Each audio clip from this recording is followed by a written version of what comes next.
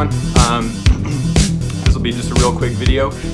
I just wanted to leave an update since my whole plan was to try to make these on a little more of a regular basis, but I didn't do such a good job. But I do have a bunch of stuff planned. And I just am pretty much using the YouTube as a way to keep in touch with people that are interested in our band and want to know progress of what's going on. So I just crossed a pretty big milestone today, so I wanted to share that with people. But also, just before I get started, our new album, Into This Abyss, with this awesome cover art by Alejandro Mirabal. It's still available at our Bandcamp, and I'll put the link in the description. So if you want to get a copy of that, there's not too many left. They're selling out pretty quick. We've got a few left of Hollow Voices, maybe like, I don't know, 10 or so. And then, actually no, we've got a few more of those in one colorway. The new album comes in two different colorways. One of them is a translucent Coke bottle clear with purple swirl. The other one is a blue with black splatter. They both look really cool. And this album was like a long time in the making, so it was like a huge sort of milestone for us.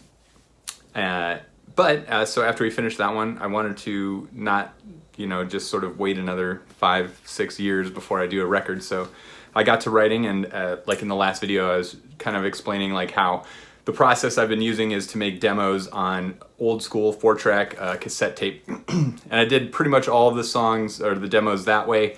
A couple of them I didn't, just because I had started them on computer, and there were enough sort of synth aspects to it that I didn't want to remove that and then try to do it on tape, because on tape you're limited to the 4 tracks of like 1 track of drums, 1 track of guitar, or 2 tracks of guitar, drums and bass on one, 2 tracks of guitars and vocals on one. So I didn't really have a lot of room for synths unless I wanted to overdub it onto the drum and bass track, and so it just didn't really work. It works well for like writing the songs, but not for completely fleshing them out, and a few of them were more synth heavy, so those ones I did do the demos on the computer. But so like today I just finished right now the vocals for the last of the songs that we have for the next album. So all of the next album is written, so that the biggest process for me and the biggest thing that typically slows me down is writing lyrics. And so this way I just sort of force myself through it. And so yeah, it's done. It sounds, I think, pretty good. I listened to the new song all the way through, so it sounds good. It'll be like a good place before it'll be like the second to last song, and then it's going to be 12 tracks, one of which is like a sort of like instrumental sort of introduction track that sets the tone, and then the rest of it, so like 11 finished songs with vocals and everything. I might do some like little segues like I did last time on Into This Abyss. There's some like synth interludes and stuff, that I like that because it kind of like, it's like an atmosphere. It's almost like a soundtrack for the album. Or kind of gives like some atmosphere and some background. So anyways, so that's just that's the big news today. So all the songs are written, so we have 12 new songs. Now the next step is to take these demos and re-record them the right way to get them completely finished, ready for an album. So I think the plan is, it might take a while because everybody's work schedule is a little weird, and it's hard to get us all together in a room. So the first step is to begin working on drums. So we'll be doing that over the next few months. Hopefully by like early summer, all the drums will be done. Then everything else will be a fairly fast process after that. The drums are sort of the big foundation of the thing, and we're going to record it a little bit differently than we did last time. Whereas every other album we've done and everything we've done so far, we've never done it to like a click track or a metronome. But this one, I really wanted to try to get the timing locked in. That way you can do some sort of things like arpeggiated synthesizers and sequences and stuff that'll be locked, tempo locked. And so we just wanted to kind of like, change it up a little bit, do something a little different. So since all the drums were already done like as like a drum machine kind of thing to start to write the demos, now we'll use that tempo to track the drums live, and then once we have that and it's locked to the time, then we'll be able to lay everything else on top of it. So the process will start, and my plan is, as we go through it, because recording is actually like one of the most fun things for me. I really enjoy it, and I like the process of it. And mixing, it's sort of like, you know, this like sculpting a project or painting a painting or something like that. So it's this.